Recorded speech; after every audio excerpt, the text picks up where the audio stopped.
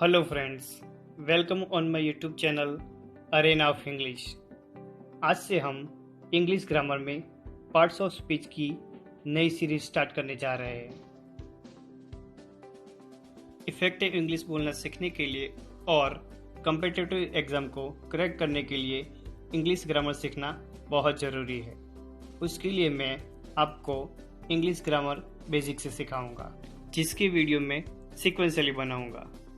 उसके लिए आप मेरी चैनल सब्सक्राइब करें और बेल आइकन दबाना मत भूलिए, जिससे आपको मेरी सारी वीडियो सीक्वेंशियली मिल जाएगी। मेरे चैनल पे मैंने ग्रामर का एक अलग प्लेलिस्ट बनाया है, जो आप सीक्वेंस में देख सकते हैं। पार्ट्स ऑफ स्पीच की हमारी ग्रामेटिकल सीरीज में आज का टॉपिक है नाउन। नाउन के टाइप्स आपने कहीं ना कहीं सुने भी होंगे और पढ़े भी होंगे। मैं भी नाउन की कंप्लीट गाइड में टाइप्स ऑफ नाउन इंक्लूड करूंगा। सबसे पहले ये समझते हैं कि कौन सा पार्ट इंग्लिश में नाउन बनने का काम करता है। इंग्लिश में ये 5 नाउन बनने का काम करते हैं: subject, object, prepositional object, subject complement and object complement. ये 5 कंसेप्ट हम वन बाय वन देखते हैं। सबसे पहले देखते हैं सब्जेक्ट एंड ऑब्जेक्ट, जिसे समझने के लिए मैंने सब्जेक्ट, वर्ब एंड ऑब्जेक्ट का एक डिटेल में वीडियो बनाया है, जिसे आप मेरे ग्रामर के प्लेलिस्ट में देख सकते हैं। सेंटेंस में सब्जेक्ट एंड ऑब्जेक्ट नाउन बनने का काम करते हैं, उसे एग्जाम्पल से देखते हैं। Mehul completed homework. ये सेंटेंस में सब्जेक्ट एंड ऑब्जेक्ट को आइडेंटिफाई करने के लिए सबसे पहले हमें वर्ब को आइडेंटिफाई करना पड़ेगा। ये सेंटेंस में वर्ब कंप्लीटेड है। कोई भी सेंटेंस में एक्शन वर्ब होता है जो वर्ब होता है।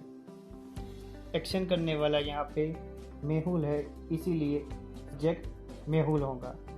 अब कंप्लीटेड जो वर्ब है उसको वर्ड से हम क्वेश्चन पूछेंगे, मेहुल कंप्लीटेड वर्ड, तो हमें आंसर मिलेगा होमवर्क, इसलिए ऑब्जेक्ट होमवर्क है। ये सेंटेंस में सब्जेक्ट मेहुल और ऑब्जेक्ट होमवर्क वो दोनों ही नाउन बनने का काम करते हैं।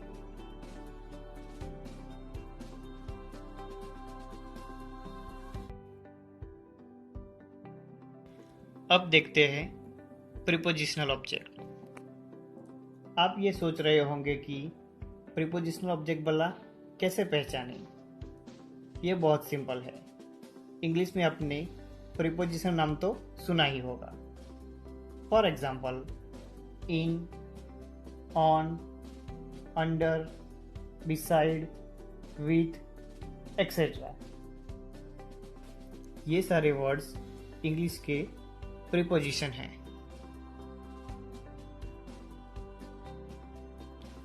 How to identify prepositional object in English? A word comes after preposition is called prepositional object.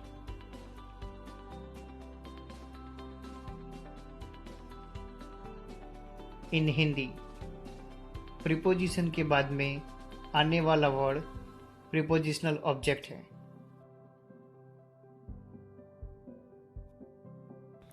Example से देखते हैं।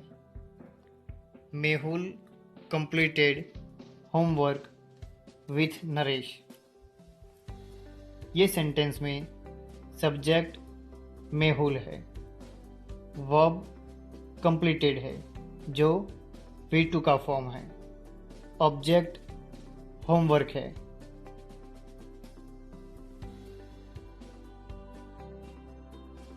प्रीपोजिशन विथ है और प्रीपोजिशनल का ऑब्जेक्ट नरेश है।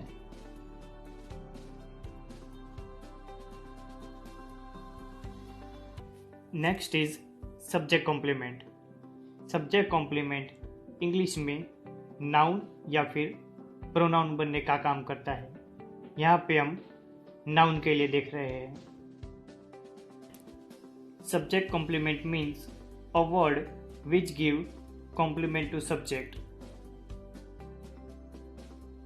इन हिंदी ऐसा वर्ड जो सेंटेंस में सब्जेक्ट को कॉम्प्लीमेंट दे रहा हो या फिर उसके बारे में बता रहा हो वो सब्जेक्ट कॉम्प्लीमेंट है।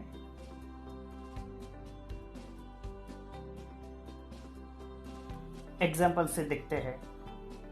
उमंग इज अ पेंटर। सेंटेंस में सब्जेक्ट वर्ब और ऑब्जेक्ट पहचानने के लिए सबसे पहले वर्ब देखते हैं। ये सेंटेंस में कोई एक्शन मीन्स वर्ब है ही नहीं, तो फिर इसे समझने के लिए एक आसान ट्रिक सिखाता हूँ।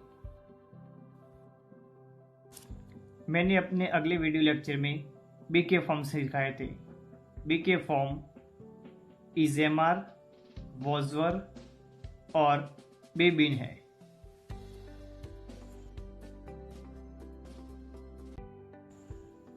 बी की फॉर्म सेंटेंस में लिंकिंग वर्ब या फिर मेन वर्ब बनने का काम करते हैं। सेंटेंस में बी की फॉर्म के बाद कोई एक्शन आता है मीन्स वर्ब आता है तो बी की फॉर्म लिंकिंग वर्ब बन जाती है। अगर वर्ब नहीं आता तो वो मेन वर्ब बन जाती है। हमारा एग्जाम्पल कंटिन्यू करते हैं। उमंग इज अ पेंटर। सेंटेंस में बी की फॉर्म इज है, उसके बाद कोई एक्शन वर्ब नहीं है, तो फिर बी की फॉर्म इज यहाँ पर मेन वर्ब बन जाएगी।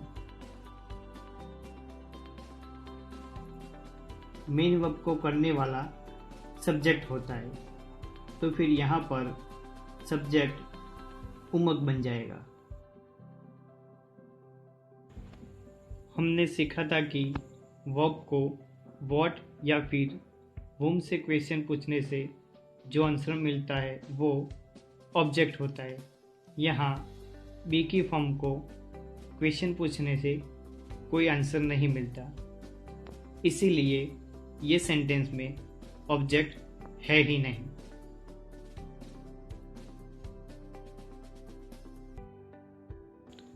अब आप ये सोच रहे होंगे कि सेंटेंस में पेंटर वर्ड क्या बनेगा। यहाँ पे वर्ड पेंटर हमारे सब्जेक्ट उमंग को कॉम्प्लीमेंट दे रहा है कि उमंग पेंटर है, इसीलिए पेंटर सब्जेक्ट कॉम्प्लीमेंट बनेगा।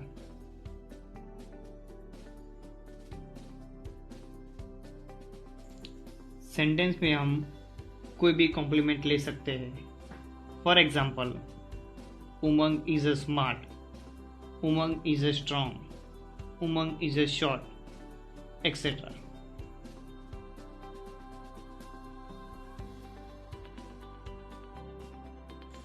यहाँ पे एक रूल बनेगा कि सेंटेंस में बी की फॉर्म मेन वर्ब बनने का काम करे तो उसके बाद ऑब्जेक्ट नहीं आ सकता, सब्जेक्ट कॉम्प्लीमेंट आएगा।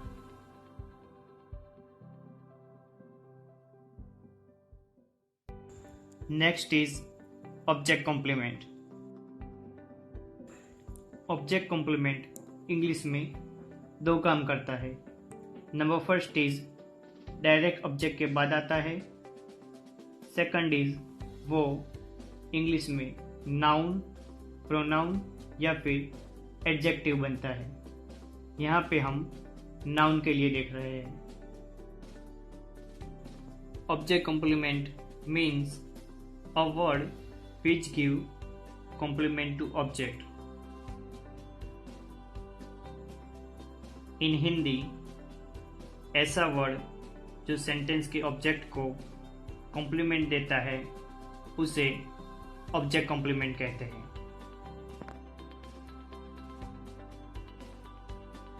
एग्जाम्पल से देखते हैं।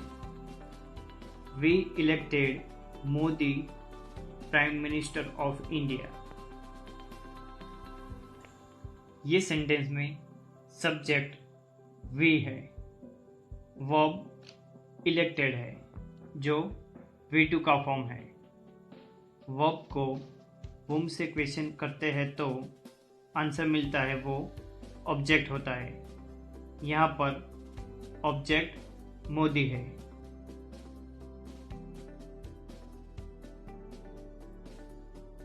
जो एक डायरेक्ट ऑब्जेक्ट है। इंग्लिश में डायरेक्ट ऑब्जेक्ट के बाद हमेशा ऑब्जेक्ट कॉम्प्लीमेंट आता है। यहाँ पर प्राइम मिनिस्टर वर्ड मोदी को कॉम्प्लीमेंट देता है। सेंटेंस में मोदी ऑब्जेक्ट है, इसीलिए प्राइम मिनिस्टर ये सेंटेंस का ऑब्जेक्ट कॉम्प्लीमेंट हुआ।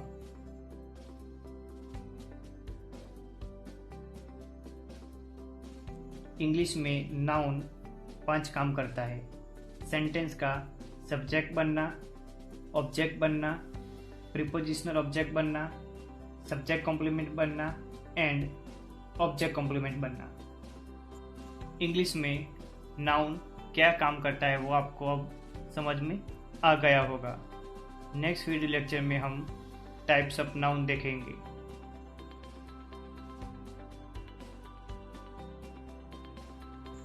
Thanks for watching my video. Bye for now.